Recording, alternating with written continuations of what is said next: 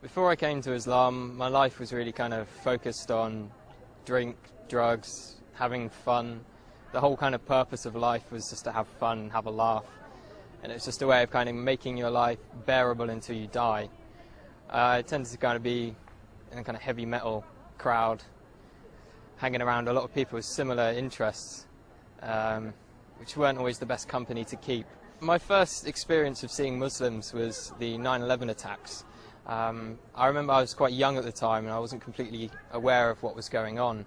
In fact, I ran to one of my friends after seeing the news report and I told him that the tourists had declared war on America because I'd never heard of terrorists before.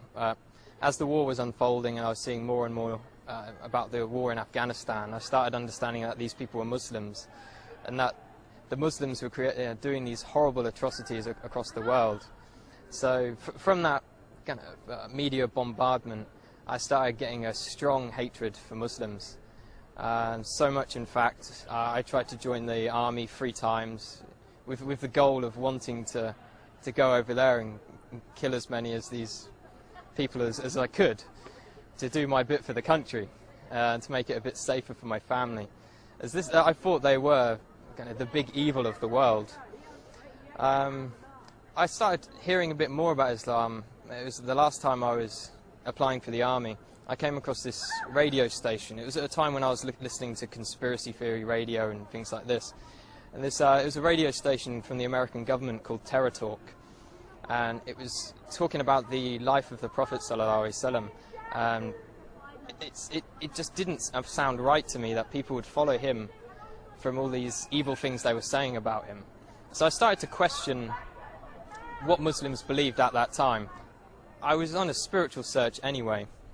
At the time I was looking into Norse mythology and paganism, and one of my friends turned to me and said, before you decide on this paganism thing, have a look around a bit more. So I came across kind of Muslims on the internet. I think one of the first people I saw on the internet was Baba Ali. And he broke the stereotype of Muslims for me. I was surprised that there was this guy who was funny and he was very laid back. He wasn't with a big beard shouting, you know, kill the kafir and, you know, all this kind of stuff. And then I eventually picked up the Quran from my college. When I had it, I actually thought I was picking up like a terrorist handbook, and I was a bit worried that MI5 were going to come after me as soon as they saw me take it out of the library. But as soon as I started reading the book, it hit me immediately, and I couldn't stop reading it. It sank deep into my heart.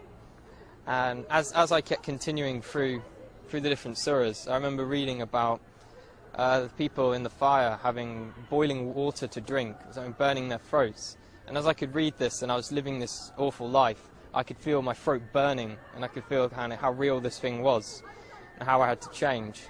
The first day I went to the mosque, I spent all day there reading, and my mum called me in the evening and asked me, you know, where had I been all day, and I said I was at a mosque. She's like, what? No, you can't be at a mosque, you're a Christian. Christians don't go to mosques.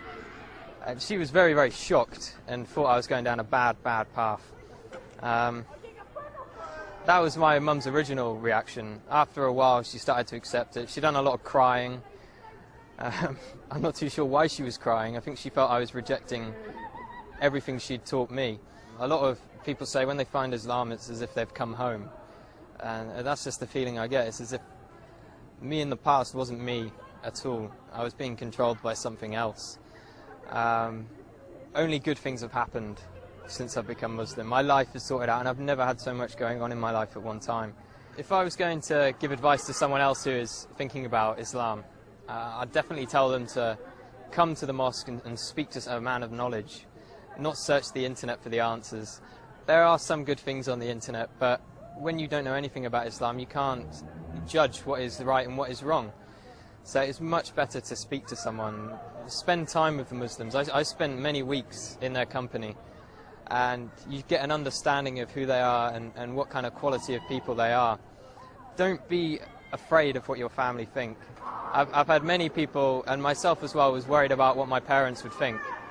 And at the end of the day, Islam is for you, it's for you. You can just hope the best for your parents will come afterwards.